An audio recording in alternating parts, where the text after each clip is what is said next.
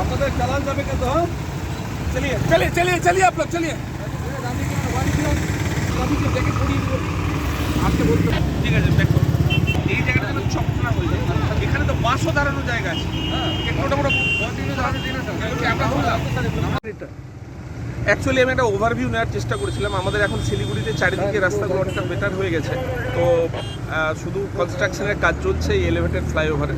তো দার্জিলিং মোড় has become a choking point as of now, এবং এখানে অফিস আওয়ার্সে এবং স্কুল আওয়ার্সে জ্যাম হচ্ছে, ওটাই অ্যানালাইজ করছিলাম সিপি সাহেবের নির্দেশে যে এখানে কীভাবে হচ্ছে। তো ড্রোন ভিউ একটা নিলাম এবং এভরি 2 আওয়ার্সলি ড্রোন ভিউটা নিয়ে আমরা অ্যানালাইজ করবো যে মানে কি কারণে ট্রাফিক জ্যামটা হচ্ছে। আমরা যেমন কিছু ডিসিশন নিয়েছি যে আমরা চম্পাসারি থেকে শুরু করে সিটি সেন্টারের মধ্যে কোনো এই স্ট্রেচটাতে কোনো টোটো আমরা অ্যালাউ করবো না। তাতে একটা ন্যারো স্ট্রেচ, মানে ন্যারো ডাউন হচ্ছে, স্লো ডাউন স্ট্রেচটা, ওটা আজকে এনশিওর করছিলাম। প্লাস আমরা কিছু গুডস ভেহিকেল এবং লোকাল বাস অপারেটরদের সঙ্গে কথাবার্তা চালাচ্ছি।